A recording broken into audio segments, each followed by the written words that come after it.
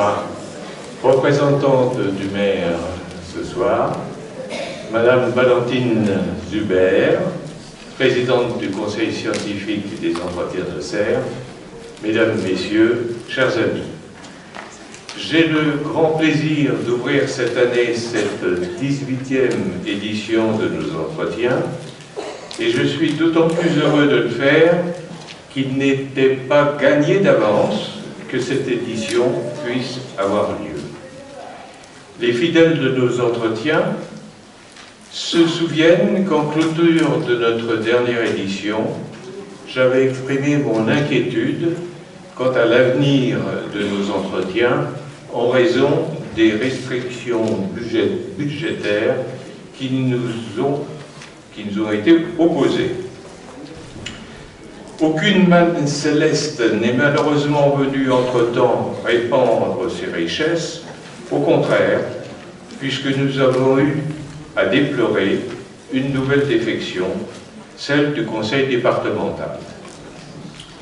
Malgré cela, et fort du soutien fidèle et déterminé de la ville de Serres, qui, notamment par le biais de son service culturel, nous a beaucoup encouragés à poursuivre l'aventure. Nous avons mobilisé toutes nos énergies pour préparer cette édition, convaincus qu'à quelque chose, malheur est bon, nous avons voulu transformer ces difficultés en opportunités et profiter de l'occasion pour repenser la formule et procéder à certaines modifications auxquelles nous pensions déjà depuis un certain temps. C'est donc une formule renouvelée que nous vous proposons aujourd'hui, une formule resserrée, contrainte budgétaire oblige, mais rénovée en ce qu'elle fait davantage de place aux échanges entre les intervenants et échanges avec le public, et davantage de place aux animations culturelles susceptibles d'illustrer le thème. Le but étant de donner à nos débats une forme plus diversifiée, plus vivante, en évitant l'écueil d'un défilé à la tribune de communication ex cathedra. J'espère que nous y parviendrons. Ce sera bien sûr à vous d'en juger. Entre-temps, Michel Piabiorka, qui animait jusque-là nos entretiens, a souhaité passer la main, ce qui est bien compréhensible après avoir tenu la barre du Conseil scientifique pendant plus de 17 ans. Nous ne pouvons que lui rendre hommage pour la manière dont il a magistralement impulsé et animé nos entretiens pendant toute cette longue période. Valentine Zuber a accepté d'en reprendre les rênes et je veux lui exprimer toute notre gratitude. Traditionnellement, la définition du contenu de nos entretiens est confiée à un comité scientifique et leur mise en œuvre est assurée par le Cercle Condorcet de Serres. Pour faire face à l'urgence, nous avons constitué cette année un comité de pilotage restreint qui a réuni les deux instances dans une étroite collaboration. Il s'est activement mobilisé pour organiser l'édition 2019 en quelques mois. En l'espace de 17 ans, les entretiens de Serres ont abordé de nombreuses questions de société, trop nombreuses pour que je les rappelle, mais qui couvrent un champ assez vaste, de la laïcité à la famille, en passant par la justice, la science ou les solidarités. L'année dernière, nous avons réfléchi sur le thème féminin-masculin. Vous en trouverez d'ailleurs la toute récente publication sur la table du libraire qui est à l'entrée du théâtre. Sur la proposition d'Anne Muxel, nous avons choisi de traiter cette année du thème de la colère. Il est clair que lorsque nous avons retenu ce thème, c'était alors en décembre 2018, nous y étions sensibilisés par l'irruption du mouvement des Gilets jaunes. Nous ne savions pas encore que ce mouvement de colère se multiplierait aux quatre coins du monde, de l'Algérie au Chili, du Liban à Hong Kong, depuis peu encore en Guinée. Tous relèvent-ils de la colère. Mécontentement et protestation ne suffisent pas à faire une colère. Les médias, prompts à l'inflation verbale, ont peut-être abusé du mot. Le propre de la colère est d'être une émotion aux effets immédiats, éruptifs, excessifs, engageant une violence physique ou symbolique, mais qui, la plupart du temps, retombe assez vite pour ouvrir à l'apaisement. Son emportement est le plus souvent passager. Il faut donc sans doute démêler entre ce qui relève des manifestations de protestation pacifique et ce qui tient aux violences délibérées par débordement du ressentiment, les unes se mêlant éventuellement aux autres. Nous n'avons pas voulu non plus nous cantonner aux colères populaires, puisqu'aussi bien nous ouvrirons la réflexion à l'étude des manifestations individuelles, voire divines, de la colère, mais Valentine Zuber nous les présentera tout à l'heure. Le thème général de la colère est par lui-même intéressant, parce que nous ne savons jamais très bien comment répondre à une explosion de colère. Il faut dire que la colère est justement faite pour intimider et désarmer celui auquel elle s'adresse. Sa démesure met son interlocuteur en position de faiblesse. Mais est-ce pour autant une bonne stratégie pour parvenir à ses fins? Je laisse la question ouverte. De toute façon, trop spontanée pour être réfléchie, la colère ne se pose même pas la question. Sans doute n'est-elle pas aussi stérile qu'on voudrait le croire, puisqu'elle parvient à marquer durablement les esprits. Nous avons tous en mémoire des épisodes marquants de colère, ne serait-ce que dans notre vie familiale ou professionnelle.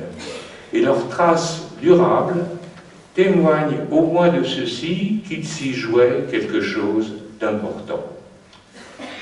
Autant, il n'est pas bien difficile d'identifier et de comprendre les raisons qui déclenchent la colère, puisqu'elles impliquent tout ce qui peut mettre des hommes en conflit les uns contre les autres, frustration, humiliation, conflit d'intérêts, manque de reconnaissance. Autant il est difficile de comprendre la forme que la colère donne à nos réactions. Pourquoi la colère plutôt que le débat, la négociation ou même carrément le simple conflit ouvert? Comment répondre à une manifestation de colère sans se mettre sur son terrain? Faut-il, comme la civilisation nous enjoint à le faire, toujours dominer nos émotions ou au contraire exploiter l'élan qu'elles nous donnent dans la défense des bonnes causes? Être toujours pondéré, c'est très bien. Personnellement, je suis pour. Mais la maîtrise de soi et la répression des passions violentes suffisent-elles à nous donner l'énergie de réagir avec force face à l'injustice, à la trahison, à l'offense personnelle, à l'inacceptable? Y a-t-il un bon usage possible de l'énergie rageuse? Y a-t-il des situations où, faute d'une réponse adaptée possible, le recours à la colère deviendrait incontournable? Autant d'interrogations qui nous poussent à creuser la question du sens et de la valeur de la colère. Je forme des vœux pour que nos entretiens nous éclairent autant que possible sur ces questions. La construction de ces entretiens n'a été possible que par la mise en synergie d'un certain nombre d'acteurs auxquels je veux maintenant exprimer toute ma gratitude au nom du Cercle Condorcet. Valentine Zuber, au premier chef, qui a accepté de présider le comité de pilotage. Sylvain Joliton, notre secrétaire général, véritable cheville ouvrière de nos entretiens, qui s'est dépensé sans compter pour organiser, d'une façon générale, le colloque. Thierry Créteur et son équipe du service culturel de la ville, qui, dans le cadre d'un véritable partenariat entre la ville et le Cercle Condorcet, nous a apporté son solide soutien. Michel Vanini, qui anime et assure la rédaction des Petits Bruits, la proviseure du lycée Vauban, les professeurs et les élèves qui ont contribué à la réussite de ces Petits Bruits, Michel Vanini nous en parlera tout à l'heure. Remercier encore Agnès Deveau, qui a assuré la lourde charge de la diffusion des programmes et de la gestion des inscriptions, et qui, secondée par Michel Scobron, assure les bonnes conditions d'accueil du public et des intervenants. Je dois aussi saluer la participation de Pierre Keshkelian, directeur du théâtre, et toute son équipe, qui nous offre des conditions d'accueil idéales dans ce très bel édifice. Saluer Thomas Lecoquille, directeur du cinéma CGR Casido, qui a contribué à notre événement par l'illustration cinématographique de notre thème hier soir. Certains d'entre vous y ont assisté. Sans oublier aussi la participation du Silex, scène de musique actuelle de Serres, pour l'épisode qui vous sera proposé demain, une animation de slam. Merci également à Grégoire Courtois, de la librairie Oblique, qui nous propose à l'entrée du théâtre une table richement garnie, des ouvrages en rapport avec le thème, et puis des ouvrages et publications de nos intervenants eux-mêmes. Nous bénéficions d'un relais important dans les médias locaux. Je citerai Lyon Républicaine, notre quotidien régional qui couvre l'événement, France Bleu Auxerre, qui nous a consacré 2 émissions, mardi et jeudi, le magazine d'information du Grand Auxerrois, Auxerrois Magazine, qui nous a consacré une belle page dans son édition de novembre, Pierre-Jules Gaille, qui par ses vidéos rend compte de l'événement sur les réseaux sociaux et gardera la trace des débats des 2 jours qui viennent. Notre ami Joël Lacour, qui rejoint l'équipe des entretiens et qui va assurer le reportage photo de notre édition. Je ferai une mention toute spéciale pour le magazine Sciences Humaines, notre fidèle et précieux partenaire, qui, non content de faire apparaître nos entretiens dans ses pages, nous délègue ces éléments majeurs pour l'animation de nos tables rondes. Je pense à Héloïse Dérété, rédactrice en chef du magazine, et Martine Fournier, rédactrice en chef adjointe. Un grand merci. Mais une fois encore, rien n'aurait été possible sans le soutien moral, financier et matériel des collectivités locales, tout spécialement de la ville d'Auxerre et de la région Bourgogne-Franche-Comté.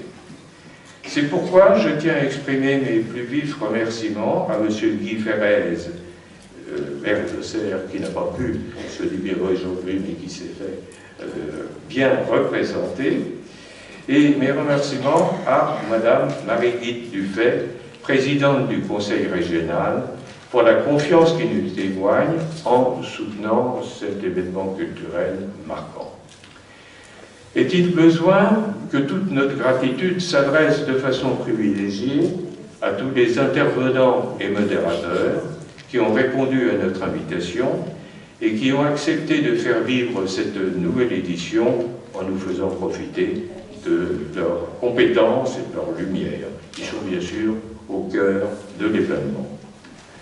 Un grand merci enfin à vous tous, public fidèle, sans lequel ces entretiens n'auraient aucun sens et qui nous encourageait à tenir dans la durée.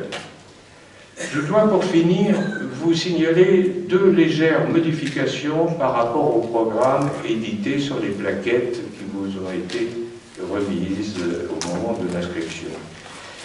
Des modifications qui font partie des impondérables auxquels il faut malheureusement se résoudre. Nous déplorons 2 défections sur la table ronde scolaire populaire. Celle de Camille Pascal, qui avait été annoncée dans un premier temps, et de Romain Huette, qui figure encore sur vos programmes. Par bonheur, la grande historienne Danielle Tartakovsky nous a fait l'amitié d'assurer la relève pour nous faire profiter de ses compétences, justement, en matière de mouvements sociaux. Mais une belle figure attachée à nos entretiens nous fera cruellement défaut cette année. Je pense à Monique Castillo, brusquement décédée cet automne. Philosophe de réputation internationale, elle s'était attachée à Auxerre. Elle avait contribué à plusieurs reprises à nos travaux pour les entretiens, et notamment, elle avait assuré à mes côtés pendant plus de 12 ans des cours de philosophie organisés par le Cercle Condorcet d'Auxerre. Les auditeurs qui l'ont fidèlement suivi m'ont fait part de leur vive émotion en apprenant sa disparition. Ayons donc aujourd'hui une pensée pour elle et gardons vivant le souvenir de sa passion pour tout ce qui peut nous grandir, une passion qui dynamisait son public. Voilà, la vie continue, celle des idées et des échanges aussi. Le plateau de nos intervenants est très prometteur. Je souhaite à nos entretiens la réussite à laquelle ils nous ont habitués les années passées et qu'il soit pour nous tous l'occasion de débats et d'échanges enrichissants. Merci de votre attention.